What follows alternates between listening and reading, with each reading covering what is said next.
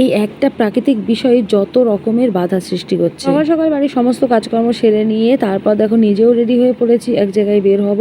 এর মধ্যেই চলে আসলো বৃষ্টি। তো বৃষ্টির মধ্যে কি আর করা যাবে, ওই জন্য একটু চা বানিয়ে নিলাম। তার আগে আমার রান্নাটাও করা হয়ে গেছিলো সকালের। আর এদিকে অপেক্ষা করতে করতে একটু যখন বৃষ্টিটা কম হলো তখন আমি চলে আসলাম হাটে। হাট থেকে কিছু জামা কাপড় নেওয়ার ছিল, সেগুলোকে নিয়ে আমি চলে আসলাম রেশন তোলার ওখানে।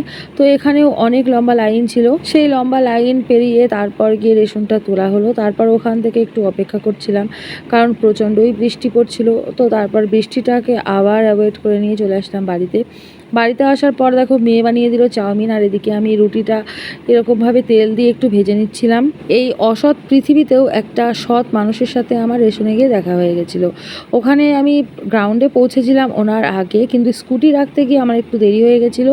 তো উনি আমাকে উপযোজক হয়েই বললেন যে দিদিভাই আপনার তো আমার আগেই লাইন ছিল, আপনি আমার আগেই দাঁড়ান। তো ওই জন্য দাঁড়ালাম। আর এদিকে দেখো মেয়ে চাউমিন দেওয়ার পর ও আবার নিচে থেকে চাউমিন নিয়ে আসলো, বলল যে এই চাউমিনটাকে তুমি আরেকটু খাও। তো আমি বললাম কেন রে, তোর কি এগুলো বেচাকেনা হচ্ছে না? তো আমাকে দিয়ে গেল।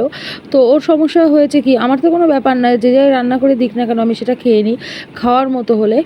তো দেখো এখানে ও চাউমিনটা বানিয়েছে, ছোট মানুষ তো মানে যে আলুগুলো দিয়েছে সেই আলুগুলোর শেপটা উল্টোপাল্টা করে ফেলেছে। তো সেটা নিয়ে ওকে নানা রকমের কথা শুনতে হয়েছে।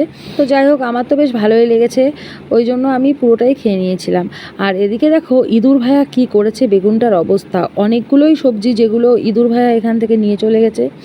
আর এই একটা দেখা যাচ্ছে যেটা ও মানে নষ্ট করতে গিয়ে ওই অবস্থায় ফেলে রেখে গেছে, বাকি কিন্তু নিয়েই চলে গেছে। আর এদিকে দুপুরের রান্না আমার প্রায় হয়ে গেছে, মাছের তরকারিটা কিন্তু হয়ে গেছে, আর এখানে আমি মাংসটা করছি। তো এর মধ্যে আমার রান্নাটাও হয়ে গেল। আর আজকে কিন্তু আমাদের বাড়িতে ভাই এসেছিলো। সকাল থেকে অনবরত বৃষ্টির জন্য আমি রাস্তায় গিয়ে অনেক জায়গায় আটকে গিয়েছিলাম, তো যে কারণে বাড়ি এসে খুব বেশি রান্না আমি করতে পারিনি। মিলিয়ে কেমন লাগলো আমার ভিডিও অবশ্যই কমেন্টে জানিও।